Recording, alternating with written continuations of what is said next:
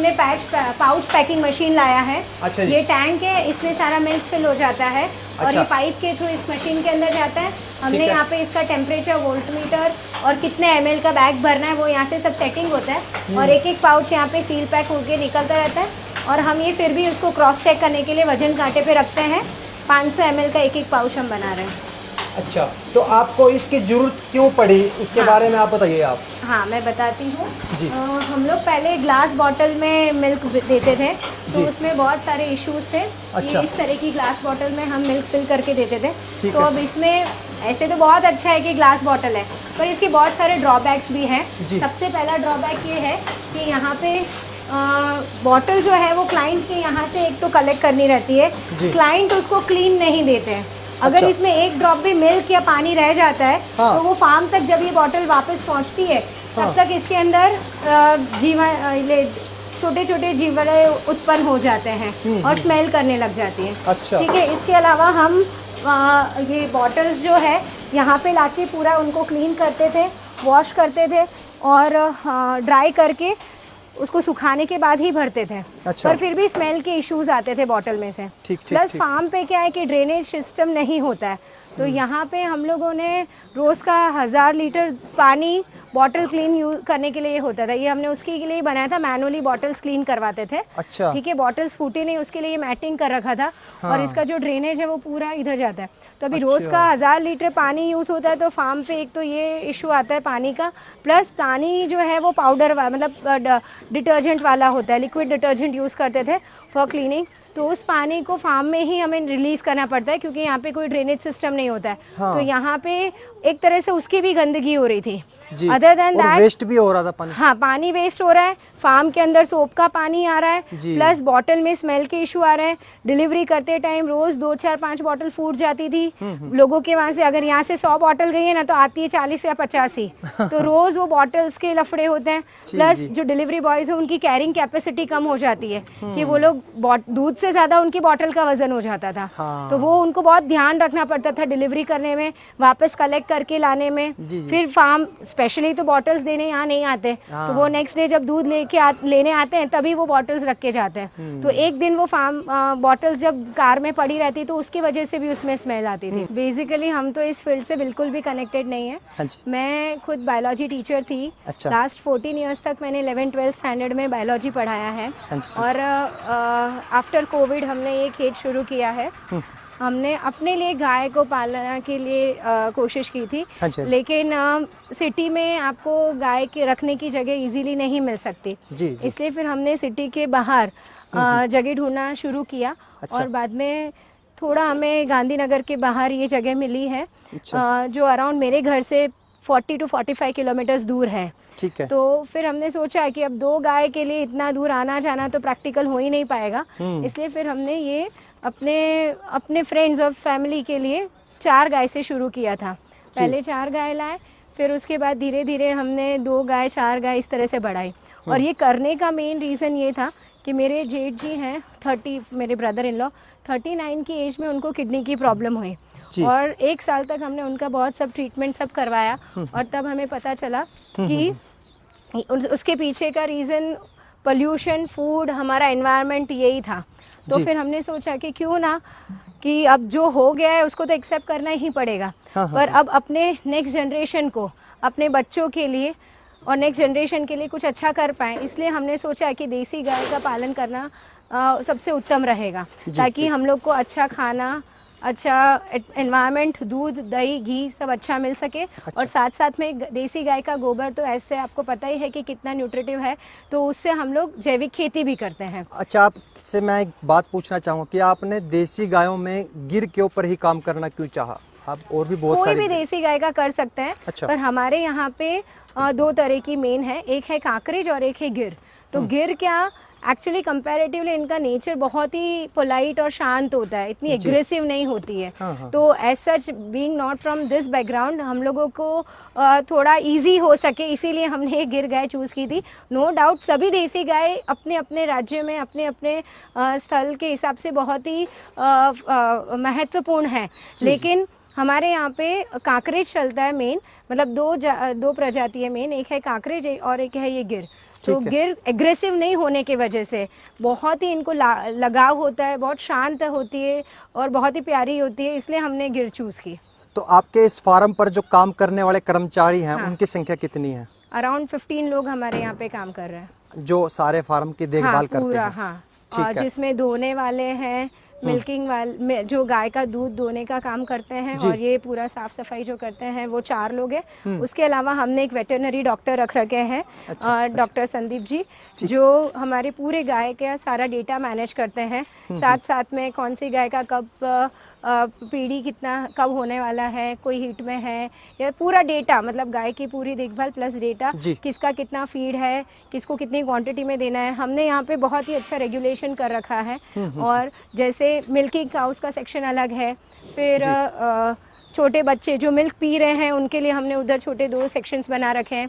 3 to 6 months का अलग है और 0 to 3 मंथ्स के 2 सेक्शन अलग है, उसमें सारे बच्चे हैं। जो मिल्किंग काउस है वो यहाँ पे है।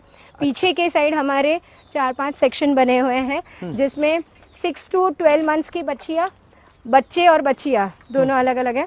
साथ साथ में उसके अलावा इधर छोटे बच्चों का वाड़ा बना रखा हाँ आपने? हाँ, अच्छा। मतलब ये CCU है, क्रिटिकल एयर यूनिट। जो भी गाय की बच्ची को जिसको ज़्यादा देखभाल की ज़रूरत है उनको हमने इस सेक्शन में डाल रखा है। अगर इनके खाने पीने में या कोई भी तरह की इनके हेल्थ में इशू है तो वो पूरा हम लोग ये CCU है। फिर इसके अलावा जो 6 to 9 मंथ्स के बेबीज़ होंगे, हाँ जी। वो इसमें हैं, उनसे थोड़े बड़े इस सेक्शन में हैं। फिर जो प्रेग्नेंट काउज है वो इसमें है। जो अभी न्यूली जल्दी ही डिलीवर होने वाली है जी जी, वो इस सेक्शन में है। तो अच्छा। जो मतलब तो सभी का बाड़ा आपने अलग अलग हाँ, कर रखा? मतलब स्टेज Stage वाइज, और उनका फीड भी उसी तरह से जाता है जी, कि जो जिनको ज्यादा केयर की जरूरत है, जिसको जितना फीड की जरूरत है हेल्थ के हिसाब से वो। जी, फिर ठीक। हीफर सब हमारे पीछे हैं, अच्छा। जो ना हीट में आने वाले हैं वो भी, और जो नहीं भी है वहाँ पे। बुल भी है हमारे पास एक, ठीक है। भावनगर नस्ल का। वो अच्छा, भी आप उधर ही ये बताइए आप कि जैसे आपका दूध होता है तो कितने प्राइस रुपए आपने कर रखा दूध का रेट? 100 रुपए लीटर दे रहे हैं अभी हम। अच्छा, हाँ, ठीक है। और घी का? घी हमारा 3000 रुपए लीटर है। नेक्स्ट हमारी बैच रेडी होने वाली है। अच्छा, ये छोटे बच्चियां हैं सारी? हाँ, ये सब 2.5 साल से, मतलब 2+ एज की है। अच्छा, 2-2.5 से ऊपर की है। मतलब ये सब ऑलमोस्ट इसमें से काफी सारी हीट में आने लग गई है, कुछ ये आने नंदी वाली महाराज है। है हाँ, आपका? ये हमारे नंदी महाराज है। हाय सनी। क्या नाम है इसका नंदी महाराज का? हम इसे प्यार से सनी बुलाते हैं। सनी। ठीक है। इसके बच्चे ये बच्चियां इसी की है क्या? नहीं, ये इनकी नहीं है। अच्छा। इनकी तो अभी छोटी है। अच्छा, वो दूसरे वाली है। अच्छा, इसके बारे में बताइए अंजलि जी, नंदी महाराज के बारे में कि क्या कुछ इसकी माता का रिकॉर्ड देखिए, है? इसमें ऐसा है कि हम लोग ने ये शुरू किया था ना, हमने बहुत एक्सपेंसिव काउज नहीं रखी है। हमने अच्छे फीचर्स देखे हैं। अच्छा। कोई भी गाय आप खरीदने जाते हैं तो बहुत चीटिंग होती है, और लोग कहते हैं कि इतने लीटर दूध देती है, इतने लीटर दूध देती है। पर मैंने अपने एक्सपीरियंस से ऑब्जर्व किया है कि कितने भी लीटर की हो, तुम उसको कैसे रखते हो उस पर ही सब काम करेगा। राइट, तुम उनका कितना ध्यान रखते हो, उसका खाना पीना कैसे मैनेज कर रहे हो, उसके ऊपर है। तो मैंने जो भी गायें ली हैं वो सब नॉमिनल रेंज की ली है, बहुत ज़्यादा एक्सपेंसिव भी नहीं ली है।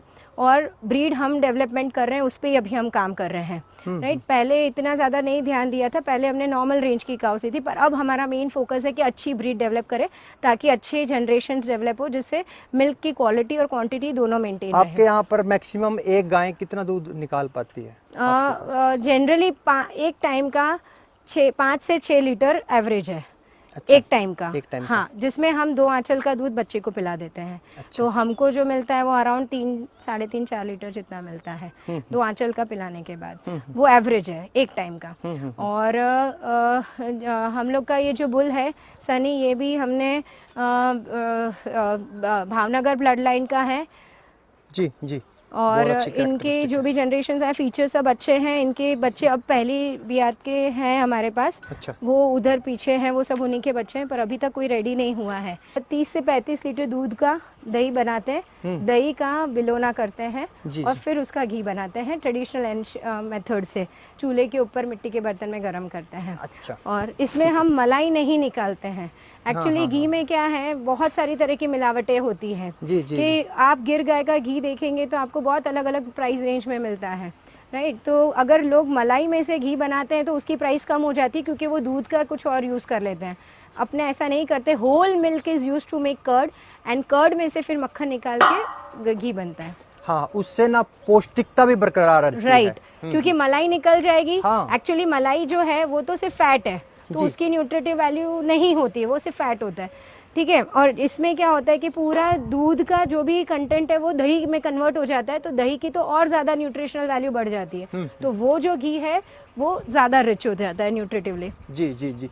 अच्छा, मैं आपसे एक बात और जानना चाहूँगा हाँ। कि जैसे सफ़ेद अपनी देसी गायों का भी दूध होता है और जो एचएफ हैं उनका भी दूध सफ़ेद ही है, कलर उनका दोनों का सेम है, कलर से आप डिफाइन नहीं कर पाओगे कि ये देसी गाय का है या विदेशी गाय का है, तो आप कैसे अलग करती हो देसी गाय का दूध और विदेशी गाय का दूध?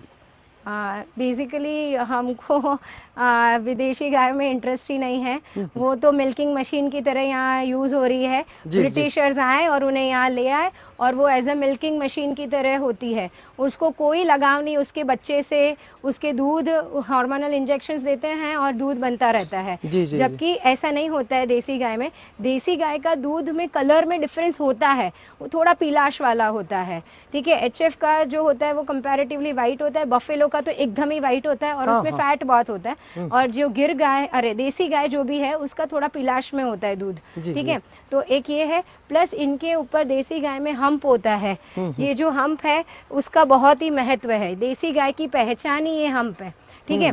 तो नो डाउट गिर गाय के फीचर्स अलग हैं, पर कोई भी देसी गाय में ये हम्प होती है जिसके ऊपर सनलाइट गिरती है, और सनलाइट की वजह से यहाँ पे सूर्य केतु नाड़ी होती है, जिसकी वजह से जो इसका दूध है वो और ज़्यादा न्यूट्रिशनली रिच हो जाता है, मिनरल्स उसमें बढ़ जाते हैं, और उसकी वजह से उसका दूध का जो कलर है वो थोड़ा पीलाश में हो जाता है। गाय का दूध मीठा ही होता है, इसलिए आपको उसको स्वीट शक्कर वगैरह भी कुछ डालने की जरूरत नहीं है। सही। और गाय के दूध में कंपैरेटिवली फैट कम होता है, 3 to 6 ही फैट होता है,